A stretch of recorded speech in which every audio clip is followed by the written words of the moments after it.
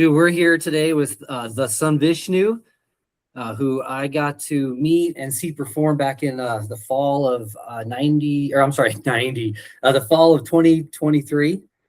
Yeah. And it was actually this Billy Dan's show at Bar Red. It was like the day before the show, right? And it was like a kind of an artist showcase, so Billy Dan's could kind of like feel out the local talent and perhaps collab with somebody. So how was that experience? That was dope.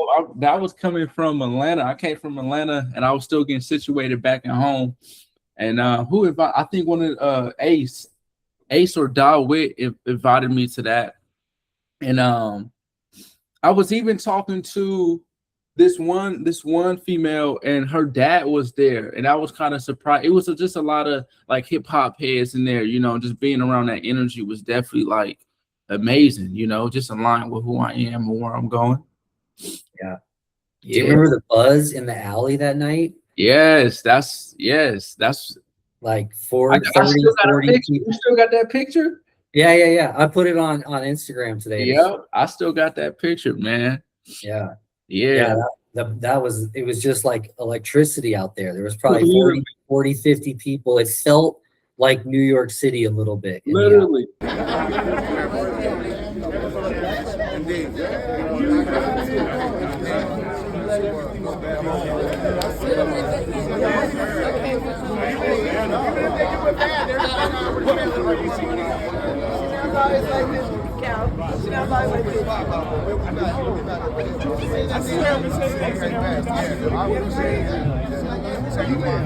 Literally, man. Yeah.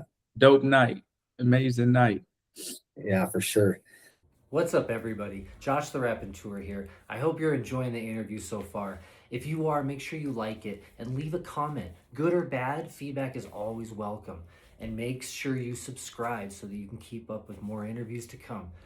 So you had just gotten back from Atlanta.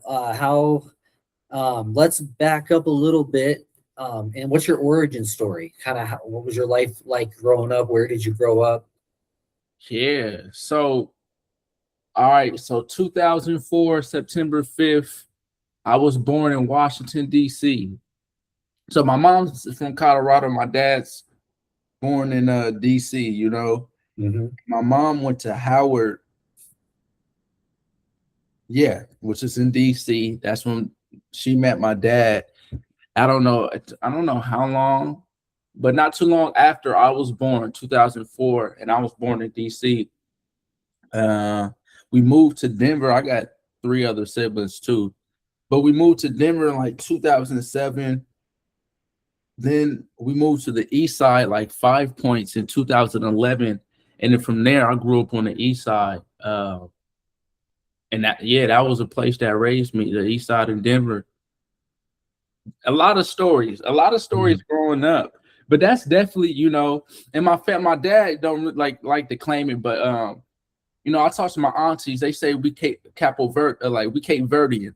So we come from like West Africa on this small little island, that's where we get the heritage from or whatever.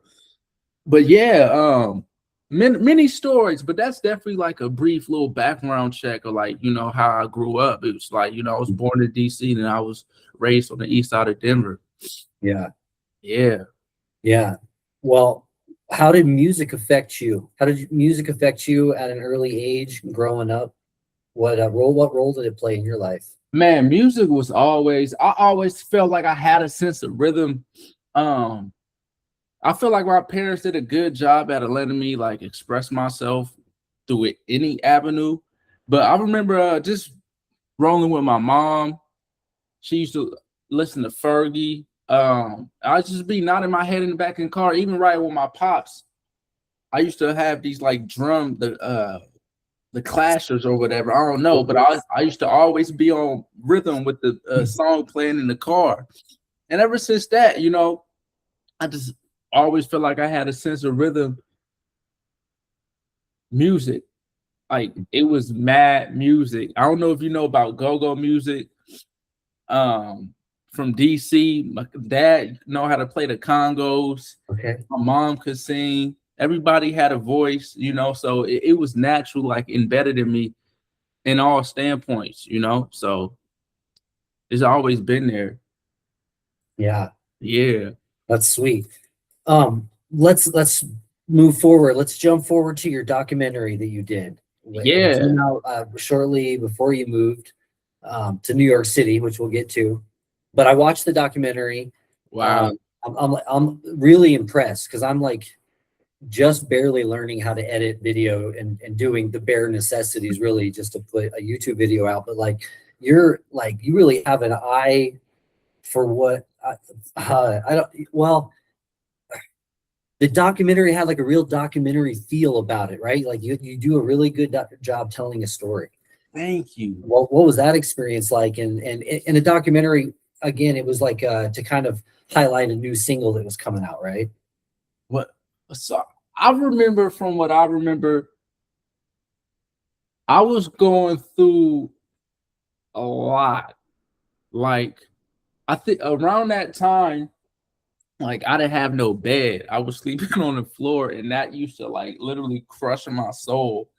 Yeah, it was so much going on, you know. It was really a lot going on as an artist, and I felt like the world wasn't getting me for like who I was or like where I come from. Like, you know, I felt like I was only like showing one side, and I just wanted the world to know like I live a real life, you know, like everything ain't peaches and cream, and you know, I actually go through stuff. And yeah, I just felt the need to say that and express that because a little bit before that, I kind of I had like a mental breakdown a little bit, and I put it out on social media, and it kind of went, you know, people were seeing it. I was crying and everything, and I deleted it because I felt a little different way about it, you know, later on. But I really just felt like that was needed to be like showed or explained. So I just went along with the documentary and just explained what I was going through in that little interview of my life, you know? Yeah. It was real though. It was definitely real. It was definitely something from the heart. And yeah, I edited it. I did everything, put it up, and success. It was a success. That's awesome. What experience did you have editing for that? So I used to, in 6th grade, I used to make like, I played basketball. No, that was in 7th. No, it was either in 6th or 7th where they used to have the basketball highlights. Used to put over like a music. You could put music over like your favorite basketball player highlights. Okay. And so I remember picking John Wall. Like John Wall, you know, DC, of course, was one of my favorite players. Then I grabbed a whole bunch of highlights of him, you know, chopped them up, put some music over it, and threw it on YouTube. And, you know, 6th or 7th grade, that video got like 3,500 views. That got like 3,000 views. Yeah. On YouTube, you know. So I'm like, wow. So that was like the very start. And then once like 2023 came around, I came back from Atlanta, was getting situated, I believe. I bought a camera and I just fully immersed myself in CapCut editing, really just like getting my video, you know, it's a long, you know, started off as like very poor quality. But as I kept going, started getting dope. I'm like, all right, yeah, I like the way this looks. And then from there, I just kept it going. Yeah. Yeah. Well, it's well done. Like you can tell it's like an independent project. Yeah. Right, but you can't tell it's a rookie project. Like it is really well done. Yeah, and it's emotional. Like you talk about growing up a little bit, and you know, you're at the laundromat, you're in the high school, all your homies are with you on the basketball court.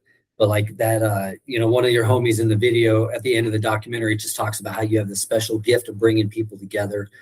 You know, getting everyone kind of on board on the mission. No, for sure. I gotta run that video back, actually. Yeah.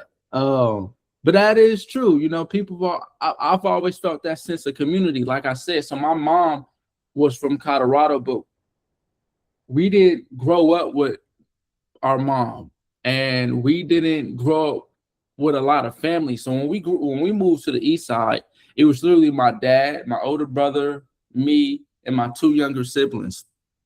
And that was it. Like I'm telling you, it wasn't no cousins, no aunties, no uncles. It wasn't nothing but my siblings and my dad. So I always felt like I had no other option but to latch on to the community. You know, the community took me through a whole bunch of different phases of my life. But like I always felt that I had to like build a bond with the people outside of my house and around the neighborhood in order for me to actually feel I had a family. And yeah, and that's where that comes from, just like the natural love of just bringing people together. Yeah. Yeah. Wow. Yeah, that's fascinating. And then so you I guess you started to feel between 2023 and now like your music message maybe wasn't being heard. You made the documentary. What inspired your move to New York City where you are now? Oh man, a couple of things. You know, I had brief conversations like, yeah, we want to move to New York. I, you know, just wanted to do it, you know, saying it, speaking with the homies and everything.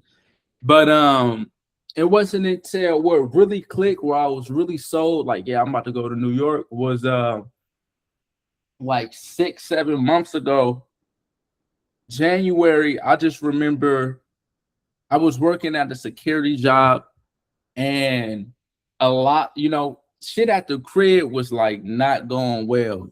And I was so financially depleted. And so I'm like, yo, I gotta find a way, man. Like, I gotta find a way. I ended up getting a job at the security joint, and some things that happened. I'm talking to this one shorty, and I ain't like the way it turned out. And I felt like this big internal like heartache. My heart was aching. I was just so disappointed in myself because the way things turned out. This is actually funny because it's true, and I ain't never told nobody about it. Oh no. Spill the tea, bro. Clickbait. I'm just kidding. Man, yeah. So, you know, I ain't like the way that turned out. You know why? Because I feel like I put somebody over my purpose or over my what I was supposed to do. And I feel like I just lost leverage. I was just like so sad. I'm like, I'll never, ever, ever, ever put anybody over the vision. And so that kind of trailed into me like, all right, V, I'm about to take it. Like, I don't even want to be in the city no more. Because I always, for a long time, you know, like I said, I'm from DC. And my pops had me on Wu-Tang, KRS-One, you know, all these like East Coast, you get what I'm saying? So when it was time for me to make my music and promote my music, as far as the youth and the peers around me, it never really resonated with them. It never, because, you know, it was, you got artists from, you know, Aurora, and they making this like, you know, West Coast Cali music. And I couldn't, and, you know, the people will gravitate towards that. So when I'm sitting at this job, and I felt this for a long time, but it's really starting to come clear. I'm like, man, I don't feel like, one, I'm being appreciated, and two, my art is being appreciated where I'm at. And so that was just like another push. And then like month 2, yeah, I start planning. I'm like, matter of fact, V, I'm about to move to New York, bro. And so every week I was putting away, I was getting paid weekly. I was putting away $500 a week, you know, straight to the savings. Whoop, whoop, whoop, whoop. And I'm just getting closer. It's a lot of things in the midst of me saving up going on at the crib. My dad, he be tripping, you know, alcoholic. You're not saying, you know, I love my dad to the fullest, you know, but I feel like, yeah, man. I mean, like he was a narcissist. Like, to be honest, like he used to like play little mind tricks on you, and I appreciate it because it got me ready for the real world. But it's like, man, he used to like provoke you to get out of character. That was like his biggest like really training course, was like, you gotta know how to keep your composure, you know, and not let anybody control you. And you know, I had 2 younger siblings. This is at the time my older brother moved out, so I'm the oldest, and I got 2 of my younger siblings, and so they still don't have like the maturity to like handle themselves and everything. So they be, you know, sometimes they'll just crash out, you know. And so anyway, along that journey, yeah, I stopped smoking weed. I went, you know, I don't know how it happened, but I went to the mosque, and man, I ended up taking my shahada. I turned Muslim. Yeah, yeah. So, and that was helping me throughout that process, to stay, being on my deen, whatever. And then like months kept going by, I wrote it down. It was the goal. Like, I'm gonna move to New York in June or July, and I'm gonna have a project out by June or July. And I just kept working, and eventually the month came around. June, I think, June came around. I booked that flight. But mind you, this is the thing. My dad was already moving out of the house. I didn't have no other option. The only two options I had was to gather my two siblings and move in with them, which I didn't. I never had a room. I never had my own space. So I was like, I'm not about to go another year with these motherfuckers. You feel me? Love them too. But I'm like, no, I gotta. This is what I said. Am I gonna put the vision? I can't put anybody over the vision. And I didn't. And now I booked the flight, and we live in New York currently as we speak. You get what I'm saying? Yeah. For real, man. So that's how that went. That's how we got here, man. It was a lot, but we made it through. Good. We made it. And how are the siblings? The siblings is cool. So look, I want to be. Look, as soon as I left New York, I think like about a week later, they both ended up in jail. Dealing with my dad. That's what they were still. They were still at Pop's house, and then so that was like, wow, okay. But now they're cool. My sister is living with like one of the good teacher that we know, Voodoo Woo. And then my brother, unfortunately, I just got the news last night. He got to go turn himself in for a little bit, So I'm like. And I got an event. That's my man here, photographer. He's the coldest shooter on, that boy's dope with the camera. So yeah, but the siblings is cool, and I feel like ever since we've left home, it gave us time and space to be who we are, and which allowed us to actually bond and like connect on a different level. So I'm proud, I'm proud of them, and I know they good. They're gonna be straight. Yeah. Yeah, sometimes the most loving thing isn't the nicest thing, they say.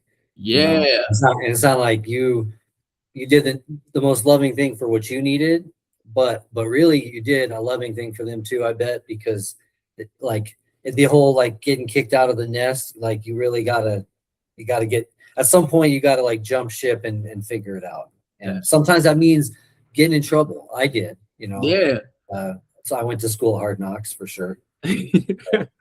So definitely, I was telling my brother, he's stubborn a little bit. I ain't really got nothing to say. Like, I feel like I went through my lessons early on. You get what I mean? I got shot at 14.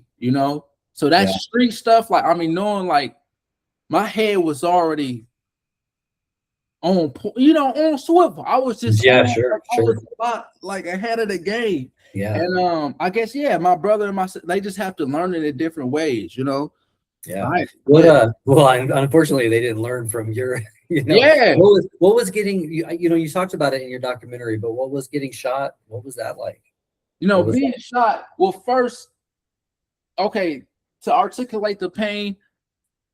Okay, before we pulled up to the place where I got shot, I was with some homies. They said, bro, we got a BB gun. So when I ended up getting shot, I'm like, I feel something hit my arm. I'm like, a BB gun. I'm like, yo, this don't feel like no. What BB gun this joint? What type of BB gun this guy? You get what I'm saying? And now I'm holding my arm. I'm behind the car. Man, I finally look at my hand. It's blood. Wow, G. Like, yeah, I'm like, yo, I'm shot. You get what I'm saying? So it was like somebody just punched me extremely hard. That's how I felt. It felt like somebody punched me extremely hard, and the pain lasted for a little minute. Yeah. Crazy. Yeah. For surely, man. Peace. Wow. Man, no, for real, but that already had me like hip to real life. Like that's when I'm like, yeah, life ain't nothing to play with. Like from a very young age, I'm like life, and sometimes I can be a little too serious about, the things that I do and what I go about and what I care for, and I'm learning sometimes you can be a little loose, and I love to laugh. Don't ever get that twisted, but I'm very, I could say, like, serious about like the things I do. Dude, you're better off being focused and serious and learn how to let your hair down a little bit than to be lazy and unmotivated and learn how to work hard and have work ethic. You know what I mean? Like I told you, you got that light. You got a creative light about you. It emanates from you. It's in your personality. Like you're meant to be a star. Yeah. And you got, like you said, you got to stay on the mission. You do. That's been the biggest lesson lately. For real, I appreciate that. Yeah. Okay. So, you're broke in Colorado and you decided to move to New York City. Yeah. Were you afraid what it was going to be like? Because, No. Economic conditions in New York City are expensive. You have no fear. No. You just how much money did you set aside by the time you moved? Bro, I had about like 10,000. Okay. I told myself, I was like, bro, you gonna pay the price of staying home in Denver, or you gonna pay the whatever expensive New York City price that they got going on? I made a vow to myself. I'm like, so what's, because either way you're gonna have to pay. Exactly. Man, I'm like, man, I'm going to New York, bro. No hesitance, no fear, no, like, I'm like, bro, I'm ready. Did you drive out there? I noticed you ride your bike everywhere. I love riding my bike, man. I had to save up enough to get my bike out here. But I bought this bike out here. But I took the plane. Okay. I took the plane. Yeah. So you're broke and you have no car. Well, I say broke, but like we're in a broken economy. Yeah. But yes, and I say that because like a lot of people feel stuck, and like it's inspiring to know if you put your head to it, you can do it. And now you're in a harsh economic climate. You're happy, you're thriving. Yes. How are you supplementing your income? Are you trying to be a full-time? Trying is a bad word. Are you attempting to be a full-time artist? That's definitely the mission right now. So I'm flipping. I'm on the block. I'm outside live in New York selling waters, and I got my CDs. I'm out here flipping the CDs, yo, and that's how I'm making money. Period. I got a little like undercover. Under the table side missions that I be doing. Like I was just helping my neighbor clean up his back alleyway backyard. He gave me 60. And then I'll be over here at the postal office, like a third-party postal delivering mail shit. He gave me like, $120 in a week. It ain't nothing special, but yeah, I just been hustling, making these connections. Mm-hmm. That's it. You left a community in Denver and you moved out there all alone. Yes. How has that transition been? Has it been lonely? And is your community building? Are you finding your people? Out here? Oh yeah, it's like okay, lonely. Yes, very. It's that transition from like me having to let go of all my little boy traits, and it's like you got to step into your man face. You get what I'm saying? That's how I feel right now. Like actually, like damn, G. I can't call mama. I can't call pops. Like, yo, can you pay my rent or can you give me some? I actually did just call pops. He gave me $7 to give me some food. So, but other than that, it's just like, man, you got to do for self. And I can't look to my left and right and be like, so it's just like that feeling of like falling on my own self and like having to rely on just me as a whole. And that's definitely what I've been feeling. I feel like it's been. I needed that, I'm too comfortable at home, still at Pop's cribs too, but the community coming along, great. I just got accepted. Somebody just wanted, I'm going to throw a pop-up shop out here September 17th. So yeah, and I feel like I got enough people already out here in New York where I could like bring them out. You get what I'm saying? Yeah, and sure. I ain't trying too hard. People love me out here. People just be like, yeah, so it's easy. It's been coming along. I ain't been having to try too hard at all. Well, that's sweet. And so, how is your CD sales going? So, Yeah. So we so are. how much is the CD, first of all? So the CD, this bad boy right here is $100. Okay. And what are we supporting aside from just listening to the music when we So pay $100? really, as you were just saying, like we were just speaking on, like, wow, if you actually can, if you put your mind to it, you can actually like do it. Like the transition here from Denver to Colorado, from Colorado to New York. So the biggest message of the CD, bro, especially where we come from, like it's a framework. It's my mentality. I'm just telling the mentality that I have in approaching life.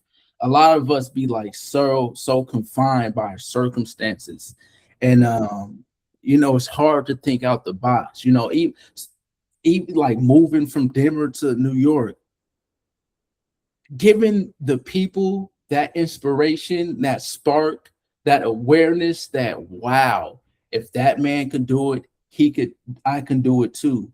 And the fact that I don't know what made him put $100 price on that CD, but he did, and he sold them.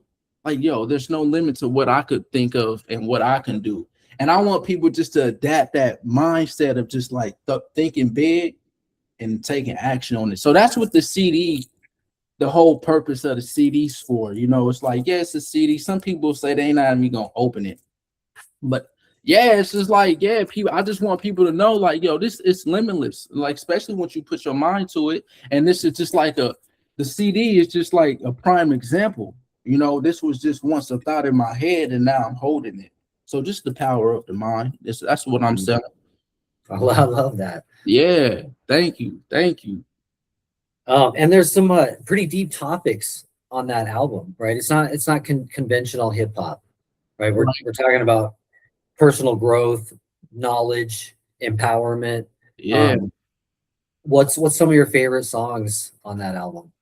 So on the CD, we have one extra song called Lottery Check that didn't get approved to distributors. Okay. Which is like my favorite song. But other than that, on the track that's on like on all platforms, Lafayette's like one of my favorite tracks. Me too. Yeah, Lafayette's one of my favorite tracks. What else? I'm gonna say right now, I ain't gonna put nothing else, just Lafayette. Okay. I love them all, What's that song about? What's Lafayette mean to you? Yo, so first of all, and this is why I'm also selling the CD. This is like, you can literally make up anything and you can sell it. Yo, Lafayette, I named the song Lafayette. That's because that was the street that I grew up on. But Lafayette, that in that time, just explaining my life. I like that on me. It's just the resilience, just that like, yo, I didn't got put through all this, and still, yet I feel, undefeated. You get what I'm saying? It's like, yeah, just taking all those, trials and tribulations and not letting them affect you, but alchemizing all that energy into turning it into something great. That's what Lafayette is to me. Like, I know, yeah, man. Nice. What sacrifices have you made since you've moved to New York, or in the move to New York? What sacrifices have you had to make financially, personally? How was your life different? Yeah, that's a good. I know you mentioned your mom in the songs, and you say, yeah, I'm sorry, Mom, I can't like reach out to you right now. I'm doing what I got to do. Yeah. It's been a lot. Even my siblings, my mom, I just got in touch with my mom where we started building that relationship where I could call her. But for a long time, I wasn't able to call her. For a long time, I didn't know where she was. I didn't know she was alive. But I had faith. I always knew that I was going to see her again. But a lot of the times in those songs, I bring her up a lot. Even that sacrifice, like not being able to see my mom, now, and what the message she just always wanted me to look after my 2 younger siblings. And so the sacrifice I had to make from leaving home and leaving them behind, that was a big one. And yeah, you know, leaving my family behind, leaving my friends, leaving everything behind, everything that I know, like completely just new. Then financially, just man, putting money down, man, like Yeah, shit. you're not you can't be a consumer, right? You probably just saving. Yeah, that's what, like, and it hit. New York being expensive didn't hit for me to like I think to like my second or third week here, where I'm like, all right, yeah, that's where I had to start selling waters. I'm like, all right, you can't just be out here spending. It's definitely, you gotta like make some money. And even when I'm out there selling waters, my feet be hurting. That's a sacrifice, you know, just getting my chain, getting them, you know, it hurts. Some them days is like, oh my God, why am I even doing this? So stuff like that, you know, putting myself in those situations, you know, definitely, yeah. Real grit. That's good. Yeah, literally. So what do you go buy the waters at like Walmart or Costco, or what do you do? Yeah, I go CVS, Walgreens, Whatever. yeah, you know, get the 24 pack with the ice. That in total should be like $14. Yeah, then from there, just go. It's awesome. Yeah, just It's awesome. talking. Well, the new album is amazing. I've been streaming it. Thank you. I haven't got to hear the secret song though, so I might have to pay for that at some point. Any shout out to producers on that album, because the music is great on that album as well. Man, I hope he sees this one of these days. Shout out Bonds. I came across Bonds, I'm thinking like 2023 or 4. And he always had a different sound, like just that East Coast sound, just that boom bap sound. And I know he didn't produce all the tracks, but then it's a couple of, but Bonds been one of my favorite producers. He's been on YouTube. I got all the beats off YouTube, and I bought the licenses for him and everything.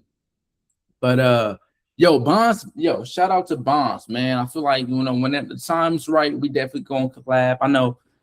I believe he's in Virginia, so I just gotta send him an email so we can actually do some.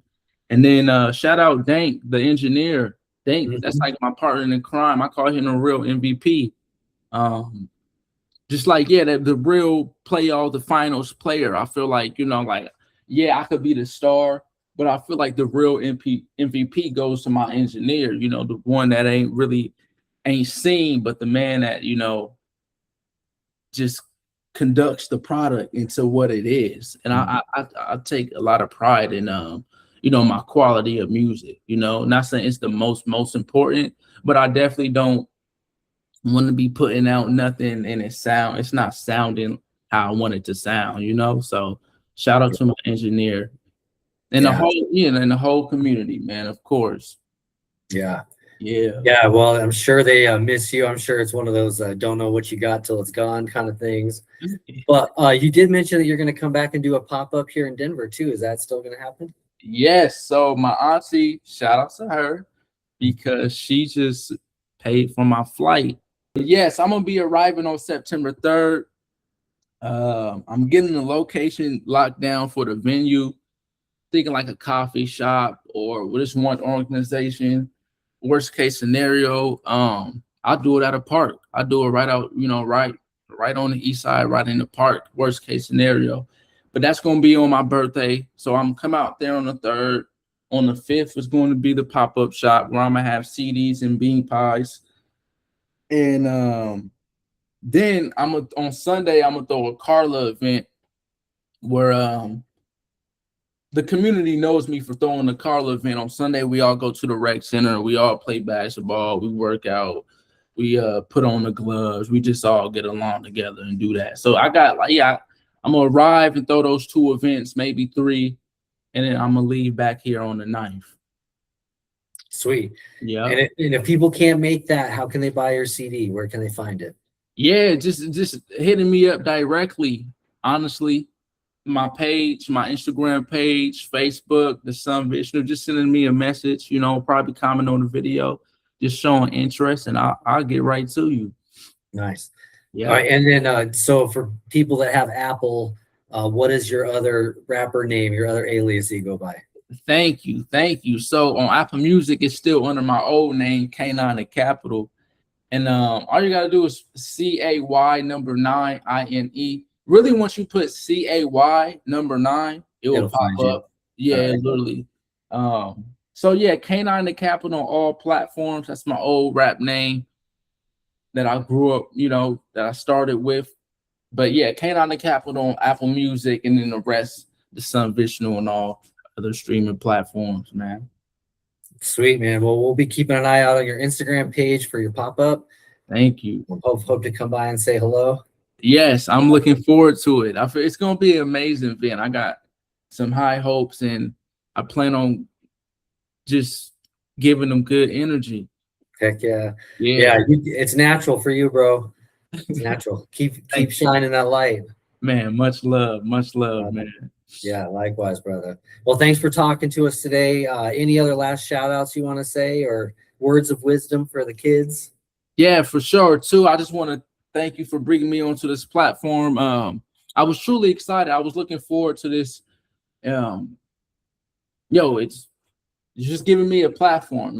For a long time, I felt like that's all I needed. For a long time, I finally feel like it's all coming in together. So I just want to give a huge shout out to you for allowing me on the platform, and for the kids, for whoever's watching, whoever just needs that, I don't know, inspiration. Just it comes with a source of stillness. I just want people to actually understand what it feels to be still for a second, so you can get the answers that you're looking for, and letting it come from who you are. But yeah, man, let the kids, find your passion, find what you want to do, and then learn how to monetize it, man. That's all I got to say. Yeah, I agree. That's a great message. Yep.